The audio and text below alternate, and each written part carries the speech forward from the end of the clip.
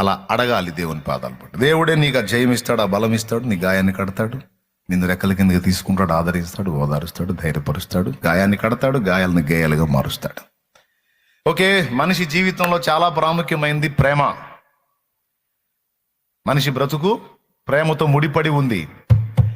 ప్రేమ నాకు దొరకట్లేదు అన్న మనిషి భూమి మీద బతకడానికే ఇష్టపడరు అనేది జగమెరిగిన సత్యం. నన్నెవరూ ప్రేమించట్లేదు, నా గురించి ఎవరూ ఆలోచించట్లేదు, నా గురించి ఎవరూ పట్టించుకోవట్లేదు అని అనిపించినప్పుడే మనిషి ఆత్మహత్యకు సిద్ధపడతాడు. అయితే సైతాను మన దగ్గరకు చేరి ఇదే మాటని వినిపిస్తూ ఉంటాడు.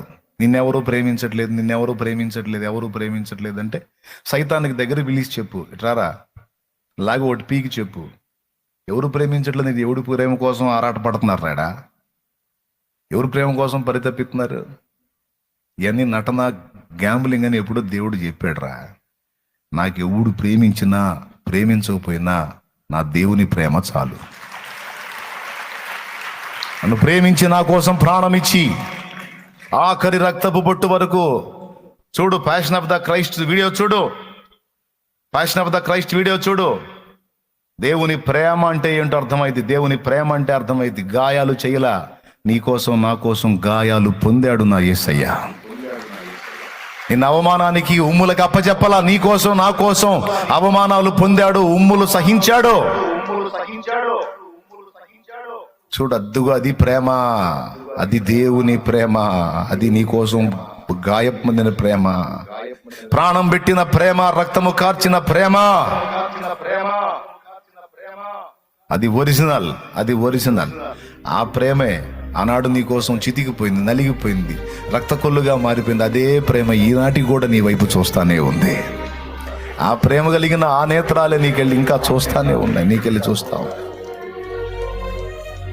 భ్రమలో బ్రతకొద్దు, భ్రమల కోసం పరిగెత్తొద్దు, అబద్ధాలను నమ్మి మోసపోవద్దు. వంచన వంచన పొందుతావు, వంచన పాలవుతావు ఖచ్చితంగా.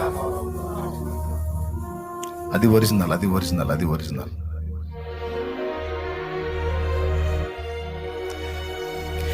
విస్తారధనమును నాకివ్వగా నీవు, అరే అదేరా నా ముఖం చూపించేటప్పుడు చూపించరా, ఆయన చూపించరా.